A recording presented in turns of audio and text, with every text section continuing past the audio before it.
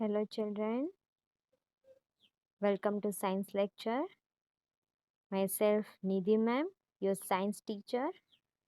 Today we will study chapter number 4, solids, liquids and gases. All things that take up space and have mass. Any substance that has mass and occupies space is called matter. Solids, liquids and gases are the three states of matter. ये 4 chapter जो है वो पूरा solids liquids और gases के बारे में हम पढ़ेंगे। इसमें हमें बताया गया है कि सारी भी जितनी भी थिंग्स है यानी कि जो भी हमारे आजू बाजू जो भी चीज़ें हमें दिख रही है उन सब में क्या होता है, मास होता है यानी कि उसका वजन होता है कुछ उसकी जगह और वो स्पेस को कवर करता है। यानी कि हम कोई भी चीज़ लेंगे, सपोज कि आपका मोबाइल फ़ोन है, का पेंसिल है, आपकी इरेज़र है, तो उसको हम कहीं पे रखेंगे तो वो उसकी जगह भी ऑक्यूपाई करता है और उसमें कुछ मास भी होता है। तो सारी चीज़ों में ये होता है। और जब भी कोई भी सब्सटेंस, कोई भी ऐसी चीज़ जो ये सारी चीज़ों को कवर करती है उसे हम बोलते हैं मैटर। तो हमारे आजू बाजू में जो भी थिंग्स या चीज़ें हम देखते हैं वो सारी चीज़ें क्या होती है, वो सारी चीज़ें हम उनको मैटर बोल सकते हैं। ओके। और ये जो 3 स्टेट्स ऑफ मैटर है वो है सॉलिड्स, लिक्विड्स एंड गैसेस। ये 3 डिफरेंट स्टेट है। स्टेट यानी कि अलग अलग फॉर्म है उसके। सॉलिड क्या होता है, लिक्विड क्या होता है, गैसेस क्या होता है, उसके बारे में हम पढ़ते हैं। So now let us read about the 3 states of matter. All matter or substance is made up of small particles. These particles are arranged in different ways in solids, liquids and gases.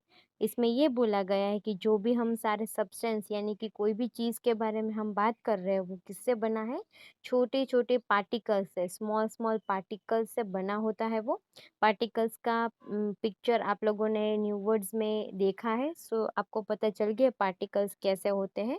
Okay. ये particles होते हैं वो अलग अलग तरीके से arrange होते हैं। अरेंज यानी कि अलग अलग तरीके से वो फिट होते हैं कोई भी सब्सटेंस में। तो जो वो अलग अलग तरीके से फिट होते हैं या उस सब्सटेंस में प्रेजेंट होते हैं, उस हिसाब से हम उसको कैटेगरी में डालेंगे कि ये सॉलिड होगा, वो लिक्विड होगा या वो गैस होगा। See here it is given. यहाँ पे आप देख सकते हो 3 पिक्चर दिया है, सॉलिड, लिक्विड, गैस का एक टेबल दिया है और उसमें 3 पिक्चर दिया है। एक फर्स्ट पिक्चर में रेक्टेंगल, उसमें स्मॉल स्मॉल आप बॉल्स जैसे देख सकते हो जो पूरा भरा हुआ है। ठीक है, उसमें बहुत कम खाली जगह है। There is very little space in between that. उसमें खाली जगह बहुत कम दिख रही है ना, सब मोस्टली सारे छोटे छोटे वो है पार्टिकल्स। आपको जो व्हाइट बॉल जैसा लग रहा है वो एक्चुअली पार्टिकल्स है। ठीक है। तो पूरा वो फिट फिट है, वो पूरा भरा हुआ है, क्लोजली पैक्ड है। उसके बाद आप अगर लिक्विड वाले में देखोगे तो लिक्विड में आप देख सकते हो कि ग्लास है पानी का।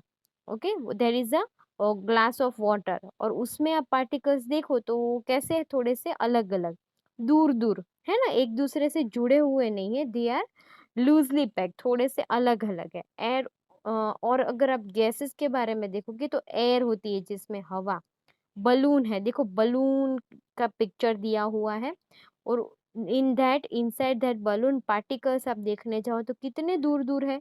आप बॉल्स देखो तो कितने दूर दूर है, वो एक्चुअली पार्टिकल्स है। जैसे आपको बॉल्स जैसा दिख रहा है, actually they are the particles, तो वो कितने दूर दूर दिख रहे हैं ना। So this is the difference. यही डिफरेंस होता है और ये पार्टिकल्स की अरेंजमेंट के ऊपर से ही हम कोई भी सब्सटेंस को बोल सकते हैं ये सॉलिड है, ये लिक्विड है और ये गैस है। Okay, now let us see the explanation of this solid, liquid, and gases. Solids are substances in which the particles are packed very close to each other. Solids are usually hard and have fixed shape. Pencil, book, chair and marbles are examples of solids. ये solids के बारे में क्या बताया गया है, solids होते हैं वो ऐसे टाइप के सब्सटेंस होते हैं जिसमें पार्टिकल्स बहुत क्लोजली पैक होते हैं। पैक यानी कि आपको सबको पता है, आप बैग पैक करते हो यानी कि भरना, उसके अंदर कोई भी चीज़ जब भरती है किसी भी चीज़ के अंदर तो उसे हम पैकिंग या पैक बोलते हैं। तो जो सॉलिड सब्सटेंस है, जैसे आपका मोबाइल फ़ोन है, आपकी बुक है, इरेज़र है, पेंसिल है, चेयर है, टेबल है, मार्बल्स है, ये सब किसके एग्ज़ाम्पल हुए? These all are the example of solid. मतलब कि इन सब के अंदर जो पार्टिकल्स है छोटे-छोटे, वो क्लोज़ली पैक है, एक-दूसरे से बहुत ज़्यादा पैक है, नज़दीक-नज़दीक है। लिक्विड में हम जब देखते हैं तो लिक्विड में क्या दिया गया है? Liquids are substances in which the particles are not very closely packed. Liquids ऐसे substance है, ऐसे substance में यानी उसमें जो particles होते हैं वो क्लोजली यानी कि एक दूसरे से नजदीक नजदीक नहीं होते हैं, जुड़े हुए नहीं होते, थोड़े से अलग अलग होते हैं। Unlike solids, they have no fixed shape and can flow. They take the shape of container they are poured into. Water, milk and juices are examples of liquids. इसमें क्या बोला गया है कि जैसे सॉलिड्स का एक फिक्स शेप होता है ना, अगर हम बोलेंगे कि पेंसिल, तो पेंसिल का एक शेप फिक्स होता है। बॉल है तो बॉल का एक शेप फिक्स होता है, गोल सर्कल शेप। ठीक है, फिर आपके मोबाइल फ़ोन का भी हम शेप देखें तो रेक्टेंगल शेप, इस तरीके का फिक्स शेप होता है। बट जब हम लिक्विड की बात करें तो लिक्विड का कोई फिक्स शेप नहीं होता है। लिक्विड को हम जिस चीज़ में डालते हैं, वो उसका शेप ले लेगा। जैसे कि अगर हमने ग्लास में डाला पानी को, तो पानी ग्लास के शेप का हो जाएगा। अगर हमने उसको बॉटल में डाला, तो वो बॉटल की शेप का हो जाएगा। अगर हमने उसको किसी और छोटी-सी कटोरी में डाला, तो वो कटोरी के शेप का हो जाएगा। और अगर हमने उसको नीचे गिरा दिया, ज़मीन पे, फ्लोर पे, तो वो फ्लो करेगा, यानी कि ऐसे बह जाएगा। कोई एक पर्टिकुलर शेप नहीं होगा उसका। ठीक है? इसके एग्जांपल्स है water, milk and juices. Water, milk और जूसेस, वाटर सबको पता है पानी, मिल्क आप सबको पता है दूध, और जूसेस जो हम अलग अलग फ्रूट के जूस होते हैं वो भी लिक्विड के एग्जांपल है। और थर्ड जो हम पढ़ने वाले हैं वो है गैसेस। गैसेस में दिया है gases are substances in which the particles are very loosely packed, they to have no fixed shape. Unlike the liquids, they occupy all the available space in a container. Air and cooking gas are examples of gases. Air is actually a mixture of gases such as oxygen, nitrogen and carbon dioxide. Gases के बारे में थोड़ी सी अलग चीज़ें दी गई है आपको, जो आपको थोड़ा सा अंडरस्टैंड करना पड़ेगा कि जो गैसेस होते हैं यानी कि धुआं, जो हमारे आजू बाजू में हवा है, एयर है, ठीक है, वो एग्जाम्पल है गैस का। तो बलून के अंदर हम क्या भरते हैं? अपने माउथ से फुलाते हैं बलून को, तो एयर, हवा भरते हैं। ठीक है? उसमें जो पार्टिकल्स होते हैं वो बहुत लूज़ली पैक होते हैं। लूज़ली यानी कि बहुत ढीले-ढीले, यानी कि अलग-अलग, दूर-दूर होते हैं। जैसे आप बलून के अंदर देख सकते हो, अलग-अलग, दूर-दूर है पार्टिकल्स, और उनका भी कोई फिक्स शेप नहीं होता है। जैसे कि गैस है, उसका कोई फिक्स शेप नहीं होता है कि ये रेक्टेंगल शेप का होगा, ट्रायंगल शेप का होगा, नहीं। ऐसा कोई शेप नहीं है। हम उसको जिस शेप में डालना चाहते हैं, अगर बलून के अंदर जाएगा तो वो बलून के शेप का हो जाएगा, ग्लास के अंदर होगा तो ग्लास के शेप का हो जाएगा। बट चीज़ ऐसी है कि हम उसको देख भी नहीं सकते। जैसे हवा है हमारे आजू-बाजू, हम उसको देख सकते हैं? नहीं, we can not see the air, we just feel it. हम उसको सिर्फ महसूस करते हैं ना कि हवा आ रही है, पवन आ रहा है, बट हम उसको देख नहीं सकते। फिर इसमें दिया है एयर है, कुकिंग गैस है। कुकिंग गैस यानी कि जो गैस का सिलेंडर है आपके घर पे, जिससे खाना बनता है, तो रेड कलर का जो बड़ा सिलेंडर होता है उसके अंदर भी गैस भरी होती है, जिससे हम आपके घर पे यूज़ होता है खाने बनाने के लिए। उसके अलावा जो एयर होती है, हवा, हवा में बहुत सारी अलग-अलग टाइप की गैसेज़ होती है। इसमें दिया है गैसेज़ के नेम, मिक्सचर यानी कि 2-3 गैस का मिक्सचर होता है, एक साथ वो प्रेज़ेंट होती है। जैसे ऑक्सीजन है, ऑक्सीजन जो हम लोग लेते हैं, हम लोग अभी जो इन्हेल करते हैं, ज़िंदा रहने के लिए हमें जो चाहिए वो क्या होता है? ऑक्सीजन होता है, गैस, वेरी इंपॉर्टेंट। फिर नाइट्रोजन और कार्बन डाइऑक्साइड, ये 3 गैसेस का मिक्सचर होता है हवा में। Okay, now next point here it is given, solids में जब आप देखोगे तो इसमें दिया है if we apply force some solids can change their shape. Example, dough can be rolled into chapatis and interesting shapes can be made out of clay. Solids के बारे में जब हम वापस से पढ़ते हैं तो उसमें ये दिया गया है कि अगर कोई भी सॉलिड, ऐसे कुछ सॉलिड होते हैं कि जिसमें अगर हम उसको में फोर्स अप्लाई करेंगे, यानी कि हम हमारी ताकत लगाएंगे, थोड़ा सा वजन देंगे उसको, तो वो अपना शेप चेंज भी कर सकता है। जैसे कि डो, डो यानी कि आटा, जो रोटी बनती है, ठीक है, उसमें जो आटा प्रेजेंट होता है, जो रोटी बनाने के लिए जो आटा आपकी मम्मी बनाती है, ठीक है, वो उसको हम जब प्रेस करते हैं तो रोल करते हैं, तो वो चपाती के फॉर्म में कन्वर्ट हो जाती है।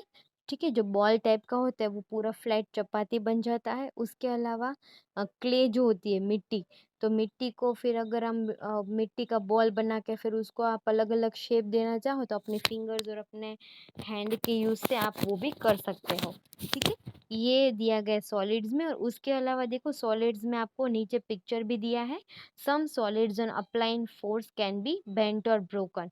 और इसमें और एक चीज जो सॉलिड के बारे में बताइए कि अगर हम ज्यादा किसी भी सॉलिड को फोर्स अप्लाई करते हैं तो उसमें क्या होगा, वो बेंट भी हो सकता है, मुड़ भी सकता है, या फिर वो टूट भी सकता है। जैसे कि ग्लास, ठीक है, कांच की जो चीजें होती है, जैसे कप एंड सॉसर होता है, फिर ग्लास होता है, ठीक है, कांच की जो चीजें होती है, अगर वो आपके हाथ से गिर जाती है जमीन पे तो वो टूट जाती है। और कुछ वायर है जैसे, ठीक है, ऐसी कुछ चीजें होती है, अगर आप उसमें अपने हाथों का फोर्स अप्लाई करोगे तो वो बेंड हो जाएगी, यानी कि मुड़ जाएगी। फिर पानी की प्लास्टिक की बोतल है, वो भी सॉलिड का एग्जांपल है। तो जब आप उसको दबाओगे तो फिर उसका शेप चेंज हो जाता है ना, वो बोतल पूरी दब जाती है। So these are the example of solids. Book दिया है, देखो इसमें गॉगल्स दिया हुआ है, सन ग्लासेस या गॉगल्स आप बोलते हो, चश्मा, और शूज दिया हुआ है। इसके अलावा पेंसिल, इरेजर, बॉटल, फिर मोबाइल फोन, आपका bag, book, chair, table, fan, हमारे आजू बाजू में सॉलिड के बहुत सारे एग्जाम्पल्स हैं। ठीक है, अभी नेक्स्ट हम लिक्विड की बात करते हैं। जब तो लिक्विड में ये दिया है कि if we pour some orange juice into a glass it will take the shape of the glass, if we pour it into a bowl it will take the shape of the bowl. Liquids can flow from one place to another, so are also called fluids. Liquid के बारे में जैसे मैंने आपको बताया कि liquid का खुद का कोई शेप नहीं होता है। अगर हम उसको कोई भी कंटेनर में डालेंगे, डब्बे में डालेंगे, तो वो डब्बे का शेप का हो जाएगा। उसको ग्लास में पोर करेंगे, पोर यानी कि डालना, अगर हम ग्लास में डालेंगे तो वो उसके ग्लास का शेप ले लेगा। अगर हम उसको बाउल में डालेंगे, यानी कि कटोरी टाइप जो होता है, तो वो उसके शेप का हो जाएगा। और अगर हम उसको जमीन पे डालेंगे तो वो फ्लो करेगा, फ्लो करेगा यानी कि वो आगे आगे जाएगा। सो इसी की वजह से उसको हम क्या बोल सकते हैं, फ्लूइड्स, FLUIDS, फ्लूइड्स बोल सकते हैं। यहाँ पे आप देख सकते हो एग्जाम्पल दिए गए हैं, ऑयल बॉटल इज गिवन, और फिर glass of milk is given, और एक परफ्यूम टाइप का जो थर्ड है पिक्चर उसमें वो दिया गया है। ठीक है, ये सारे लिक्विड के एग्जाम्पल है। और जब हम बात करते हैं गैसेस की, तो गैसेस में सिर्फ एक ही चीज दी गई है, fluids include both liquids and gases. तो फ्लूइड का मतलब क्या होता है कि जो फ्लो करे। ठीक है, फ्लूइड का मतलब होता है कि जो फ्लो करे एक जगह से दूसरी जगह पे, वो ट्रैवल करता है या फ्लो करता है, उसको हम फ्लूइड बोलते हैं। तो जैसे लिक्विड में हमने पढ़ा कि पानी हम जमीन पर डालेंगे तो वो आगे जाएगा, फ्लो करता है। सेम इज फॉर गैस, जो गैस होता है उसमें भी सेम होता है। अगर वो जैसे ये हवा है तो वो फ्लो करती है ना, एक जगह से दूसरी जगह आती जाती रहती है, एक ही जगह पे ठहर के नहीं रहती। राइट, यहाँ पे एग्जाम्पल दिए है आपको, tyres and balls filled with air are the example of gases.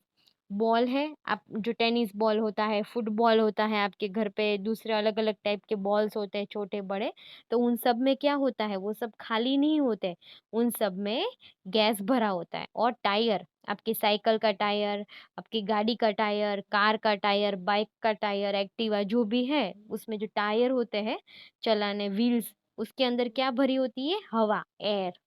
Okay, so these are the solid liquid gases differentiation. ये तीनों में डिफरेंस बताया गया है with example. I hope this much is clear to you. Now next topic is given solute, solvent and solution. जो next topic इसमें दिया है वो है सॉल्यूट, सॉल्वेंट और सॉल्यूशन के बारे में। Let us read one by one and learn it. A solution is formed when two or more substances mix together such that they are evenly distributed. The substance that dissolve is called the solute. The substance in which the solute dissolve is called the solvent. A solute and solvent together forms a solution. तो ये जो first paragraph है इसमें क्या दिया गया है, इसमें ये दिया गया है कि जो सॉल्यूशन है वो कैसे बनता है।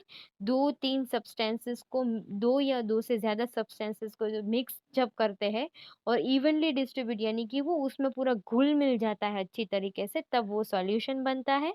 सॉल्यूशन किन किन चीज़ों से बनता है, एक तो उसमें सॉल्यूट होता है, दूसरा उसमें सॉल्वेंट होता है।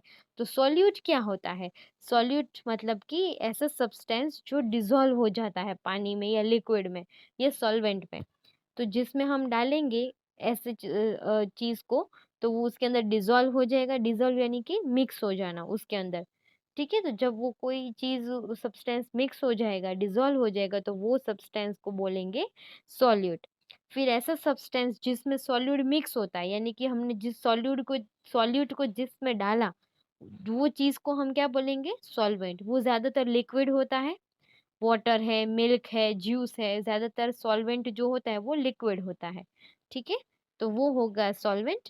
और सॉल्यूट एंड सॉल्वेंट जब ये दोनों मिक्स हो जाएंगे तो उसे हम बोलेंगे solution. Okay, that will be solution. इसमें एग्जांपल दिया गया है, देखो नीचे।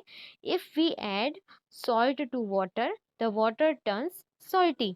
इन the same way we can add sugar to warm milk and observe what happens.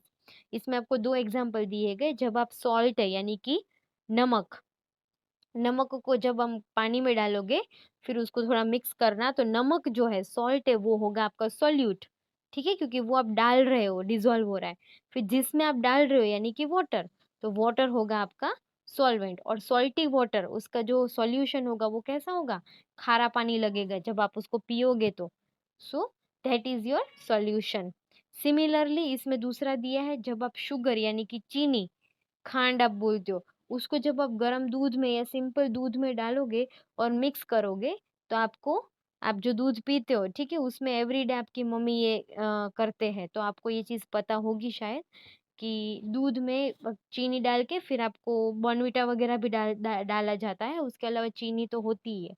तो वो क्या हो गया, जो शुगर है वो हो गया सॉल्यूट, जो दूध है आपका, मिल्क है, वो हो गया सॉल्वेंट। और स्वीट मिल्क, आपको मीठा दूध मिलेगा, तो वो हो गया आपका solution. Here it is given. You will see that in both the cases, salt and sugar mix with the liquid and dissolve in it. जब आप ये चीज़ घर पे भी ये एक्टिविटी या प्रैक्टिकली का आप देख सकते हो घर पे करके, तो आप क्या देखोगे कि जो हमने सॉल्ट यानी कि नमक डाला है वो डिसॉल्व हो जाता है पानी में, पूरा मिक्स हो जाता है। थोड़ी देर के बाद आपको नमक दिखेगा ही नहीं कि पानी में नमक डाला है। सेम सेम होगा शुगर में। जब शुगर आप मिल्क में डालोगे और उसको थोड़ी देर रखोगे, तो वो पूरी डिसॉल्व हो जाएगी उसमें। Okay, so the same thing here it is given.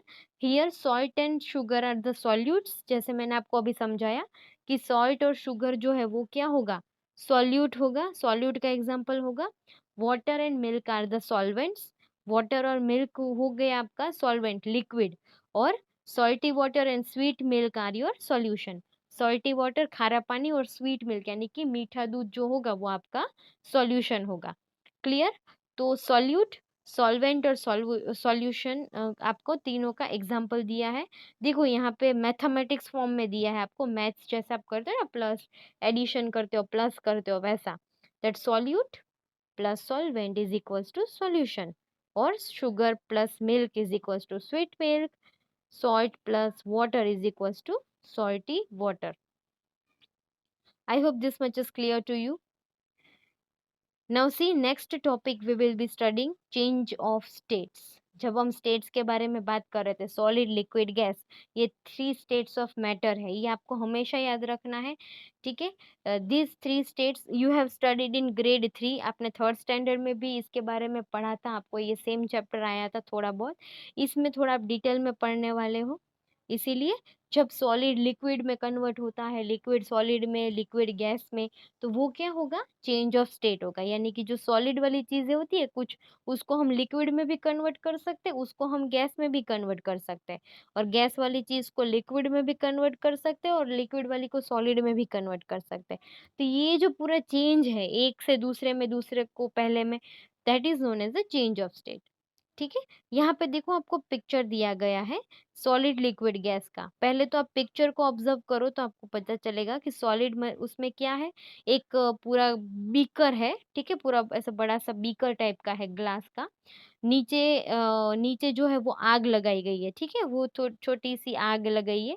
उसमें बर्फ डाला है, बीकर बीकर के अंदर आइस क्यूब्स है यानी कि बर्फ है, तो वो सॉलिड हुआ। फिर दूसरे पिक्चर में आप देख सकते हो कि उसमें लिक्विड है, ठीक है, पानी डाला है बीकर में। और तीसरा जो है वो गैस है। ठीक है, गैस देखो ऊपर थोड़ा दिखाया गया है, क्यों? वो क्योंकि गैस यानी कि जो धुआं निकलता है पानी गर्म होने के बाद, उसमें से जो धुआं निकलता है उसे हम गैस बोलेंगे। तो उसी के बारे में यहाँ पे एक्सप्लेनेशन दिया हुआ है। Let us see what it is given. Matter can change its form from one state to another. Matter जो होता है वो एक स्टेट से दूसरी स्टेट में कन्वर्ट हो सकता है। कैसे? The process by which a solid changes into liquid is called melting. When you take out an ice cube from the freezer and leave it at room temperature, you will see that the ice starts to melt into water. इसमें same चीज दी गई है जो beaker में लिया था, ठीक है, बर्फ निकाला फ्रीजर में से, और फिर जब उसको रूम टेम्परेचर यानी कि बाहर रख दिया थोड़े टाइम तक, तो आप क्या देखोगे? अभी आप ये चीज प्रैक्टिकली अपने घर पे भी कर सकते हो। अगर आपके घर पे बर्फ हो 2-3 क्यूब, तो उसको निकाल के फिर आप देख सकते हो, थोड़ी देर रखोगे 15-20 मिनट्स बाहर, तो आप देखोगे कि जो सॉलिड है वो पानी में कन्वर्ट हो जाएगा, यानी कि लिक्विड में, वाटर में कन्वर्ट हो जाएगा वो। तो उसको हम क्या बोलेंगे? मेल्टिंग। सिमिलरली आइसक्रीम, मैं बहुत सिंपल एग्जांपल आपको देती हूँ आइसक्रीम का। जब आप आइसक्रीम लाते हो तो कोन है या कैंडी है, वो सॉलिड होती है। फिर थोड़ी फ्रीजर में से निकालने के बाद थोड़ी देर आप बाहर रख दोगे, और खाते खाते वो पिघलना स्टार्ट होती है ना, उसके वो जो ड्रॉप्स है वो गिरते रहते हैं, लिक्विड में कन्वर्ट हो जाती है। तो वो क्या हुआ है? पिघलती है, आइसक्रीम पिघलना स्टार्ट होती है, that is known as the melting. Okay, then next is it is given when this water is heated further, water start to change into vapor or steam. और जब ये आइस क्यूब को गर्म किया हमने थोड़ा सा, तब वो पानी में कन्वर्ट हो गया, जो नीचे वाला दिखाया है। अभी इसी पानी को हम और गर्म करेंगे, तो उसमें क्या होगा? उसमें गैस, वो गैस बन जाएगा। ओके, स्टीम, स्टीम यानी कि पूरी जो गैस होती है, भाप निकलती है, उसको वेपर या स्टीम भी बोल सकते हैं। So the process by which gas changes into liquid on cooling is called condensation. अभी देखो रिवर्स प्रोसेस होगा। जब ये गैस है, ठीक है, जो उसमें से गैस निकल रही है, वो जब ठंडी हो जाएगी तो वो लिक्विड में कन्वर्ट हो जाएगी। That process is known as condensation. तो वो प्रोसेस को हम कंडेंसेशन बोलेंगे। और ये जो आगे का प्रोसेस है, जब लिक्विड है वो गैस में कन्वर्ट हो जाता है, तो उसे हम बोलेंगे इवापरेशन। जब वाटर है, कोई भी पानी है, आप उसको गर्म करोगे तो उसमें से गैस निकलेगी, तो वो प्रोसेस क्या होगा? इवापोरेशन। एंड जब हम गैस को उल्टा करेंगे, वापस से जो गैस होगी उस वो लिक्विड में जब कन्वर्ट होगी वापस से, तो उसे बोलेंगे condensation. When you hold a cold steel plate over a pot of boiling water, you will see tiny water drops condensing on the tray. इसका एग्जाम्पल दिया है कंडेंसेशन का, कि जब आप कोई भी स्टील प्लेट होती है, सिंपल आपके घर पे जो प्लेट है, उसको अगर आप कोई भी चीज गर्म हो रही है उसके ऊपर ढक के रखोगे, फिर आप उसको थोड़ी देर के बाद देखोगे, तो वो नीचे प्लेट के नीचे आपको वाटर दिखेगा, बूंद बूंद दिखेगा। ठीक है, so that is known as the condensation. तो वो जो गैस थी वो पानी में कन्वर्ट हो गई ठंडा होने के बाद, ऑन कूलिंग। तो जब गैस ठंडी हो जाएगी तो वो पानी में कन्वर्ट हो जाएगा। The process by which liquid changes into solid on cooling is called solidification. और फिर जब लिक्विड है उसको हम फ्रीजर में रखेंगे, तो वो सॉलिड में कन्वर्ट हो जाएगा। यानी कि अगर हम पानी है, तो पानी को अगर हम फ्रीजर में रखते तो वो बर्फ बन जाता है, आइस बन जाता है। That process is known as solidification. यानी कि it means the change of solid, change of liquid into solid on cooling. ठंडा होने के बाद जब लिक्विड सॉलिड में कन्वर्ट होता है, तो उसे बोलेंगे solidification. Next topic is given separation of substances.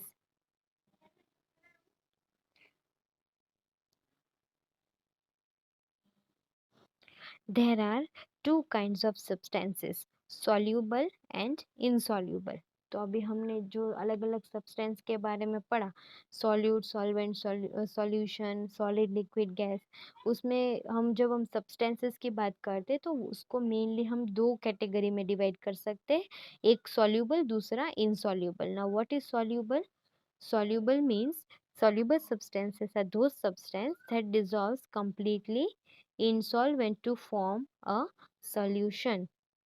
Soluble substances ऐसे होते हैं कि जो पूरे की तरीके से सॉल्वेंट में डिजॉल्व हो जाता है सॉल्यूशन बनाने के लिए, यानी कि जब वो पूरा डिजॉल्व डिजॉल्व यानी कि मिल जाना, मिक्स हो जाना, घुल जाना, उसको हम डिजॉल्व बोलेंगे. ऐसे सब्सटेंसेस को हम बोलेंगे soluble substances. Example salt and sugar, जैसे हमने आगे के टॉपिक में पढ़ा था सॉल्यूट सॉल्वेंट में, उसके एग्जाम्पल है सॉल्ट और sugar. Next, insoluble substances are those that do not dissolve completely in a solvent.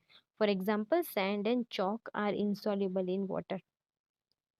इसमें दिया गया है कि एक कुछ ऐसे भी सब्सटेंस होते हैं जो सॉल्वेंट में डिसॉल्व नहीं होते, यानी कि पूरी तरीके से मिक्स नहीं होते हैं, वो उसमें रह जाते हैं. तो ऐसे सब्सटेंसेस को हम बोलेंगे इनसॉल्युबल सब्सटेंसेस. एग्जाम्पल सैंड यानी कि मिट्टी या रेत जो होती है वो, या मिट्टी. और चौक, चौक जो होता है, चौक पाउडर या चौक, उसको भी हम बोलेंगे इनसॉल्युबल सब्सटेंस का एग्जाम्पल. आप यहाँ पे देख सकते हो, एक पिक्चर आपको दिया गया है, ठीक है. उसके पहले हम यहाँ पे पढ़ेंगे कुछ चीजें. There are many ways in which we can separate substances from the solution. तो अभी जो सॉल्युबल सब्सटेंस है उसका तो हम एक सिंपल वे है कि the soluble substances can B heated bye, separated by heating the solution.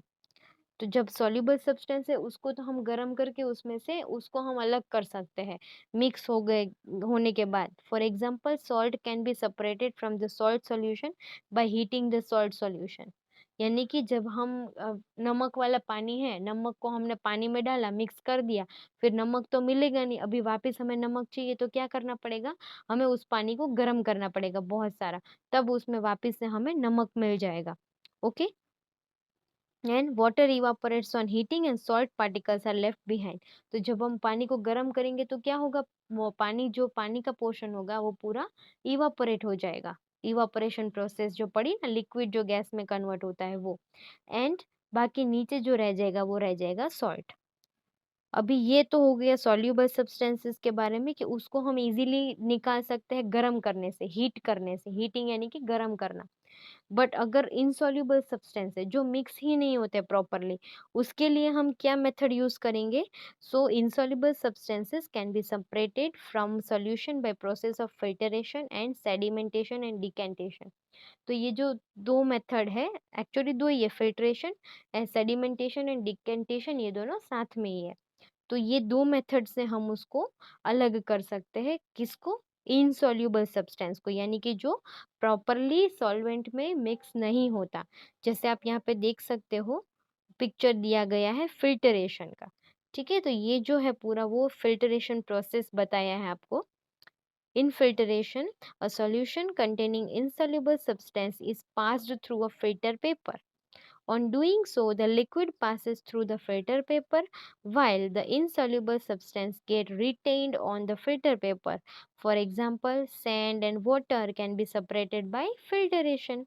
अभी यहाँ पे पिक्चर में जब देखो तो इसमें क्या बताया है आपको, एक तो सैंड और वाटर का सॉल्यूशन है बीकर में, यानी कि पानी के अंदर मिट्टी, धूल मिट्टी डाली हुई है, उसका पूरा एक सॉल्यूशन मिक्स किया हुआ है, ठीक है. अभी वो दोनों डिसॉल्व नहीं होते एक साथ, तो उसको एक फनल है, फनल यानी कि ये ट्रायंगुलर शेप का जो आप देख सकते हो उसको फनल बोला जाता है. उसके अंदर फिल्टर पेपर रखा है. एक पेपर होता है जाली जाली जैसा, उसमें फिल्टर कर सकते हैं. जैसे आपके घर पे वाटर फिल्टर है जिससे गंदा कचरा फिल्टर हो जाता है, वैसे ही इसमें जो भी कचरा या जो भी ये पार्टिकल्स है जो डिसॉल्व नहीं हुए मिट्टी के, वो सारे ये पेपर में ऊपर रह जाएंगे. पेपर उसको पास नहीं होने देगा, और पेपर के नीचे क्या जाएगा, सिर्फ पानी, क्लियर वाटर. तो जो सैंड पार्टिकल्स है, जो मिट्टी वाले छोटे छोटे पार्टिकल्स है, वो पेपर के ऊपर रह जाएंगे, फिल्टर पेपर के अंदर ही रह जाएंगे. और पानी है वो सारा नीचे बीकर में कलेक्ट हो जाएगा, जो आप देख सकते हो नीचे लिखा है clear water. Okay, so by this way we can separate both the things. इसी तरीके से हम दोनों को सेपरेट या अलग कर सकते हैं। Now next, here it is given an example of filtration used at homes is the separation of tea leaves from the tea using strainer। दूसरा सिंपल एग्जांपल जो हम लोग यूज करते हैं रोज आपके घर पे, हमारे घर पे, जो सबके घर पे यूज होता है डेली मॉर्निंग में, वो क्या है? जब हमारे घर पे चाय बनती है, T T is prepared, okay, तो टी में जो ब्लैक कलर की टी लीव्स होती है, ठीक है, चाय में जो चाय पत्ती डाली जाती है, तो उसको चाय में से अलग करके हम सिर्फ चाय का लिक्विड पोर्शन पीते हैं। बाकी उसमें शुगर है वो तो डिजोल्व हो जाती है, चीनी तो, और ये चाय पत्ती है वो डिजोल्व नहीं होती। तो उसको कैसे हम अलग करते हैं? स्ट्रेनर से। आप छन्नी या गैनी बोलते हो ना, वो स्ट्रेनर बोला जाता है उसको इंग्लिश में। तो उससे हम अलग करते हैं। तो ये प्रोसेस भी क्या हुआ? फिल्टरेशन। तो वो जो स्ट्रेनर है उसके ऊपर पूरी चाय की पत्ती है, टी लीव्स रह जाती है, और लिक्विड है वो पूरा टी है, यानी कि जो चाय है लिक्विड वाली वो सारी नीचे कप में कलेक्ट हो जाती है। Okay, this is a simple example of filtration. Next is given during sedimentation, the liquid is left undisturbed for the some time. The heavy insoluble solids settle down at the bottom. This process in which insoluble substance settle down is called sedimentation. Sedimentation एक दूसरी procedure है, आप देख सकते हो यहाँ पे picture में, कि फर्स्ट जो है पिक्चर यहाँ पे दिया है कि एक बीकर है, अगेन एक बड़ा सा बीकर है, उसमें ऊपर वाटर दिख रहा है, पानी दिख रहा है, नीचे के पोर्शन में बैठ गई है, वो क्या है? मड है। Mud settling down at the bottom of the beaker. Mud यानी कि कीचड़ या जो मिट्टी, जो पानी में मिक्स होने के बाद पूरा ऐसा हो जाता है, मिट्टी डाली थी, सैंड, वो। ओके, तो ये प्रोसेस हुआ सेडिमेंटेशन। अब ये फिल्टरेशन नहीं यूज करोगे तो उसके अलावा क्या यूज कर सकते हैं? ये सेडिमेंटेशन और डिकेंटेशन। तो इसमें क्या करना है आपको? आप ये घर पे भी कर सकते हो ये वाली प्रोसीजर। आप एक ग्लास लो, बीकर नहीं तो आप ग्लास ले लो, ठीक है, पानी है, पानी लो, उसके अंदर आपके गमले में से थोड़ी सी मिट्टी डाल दो उसमें, okay, and keep it for some time, उसको फिर ऐसे ही छोड़ दो साइड में, और आधे घंटे, 1 आवर के लिए, ½ एन आवर और 1 आवर के लिए ऐसे ही छोड़ दो, उसको हिलाना नहीं है, कुछ करना नहीं है, ठीक है। After that what you can do? तो वो प्रोसीजर हुआ सेडिमेंटेशन का। उसको आपने सेटल डाउन होने दिया, वो जो इनसॉल्युबल चीज है वो सारी नीचे बैठ जाएगी। Next, then the upper clear liquid is poured into another container without disturbing the insoluble solids. This process is called decantation.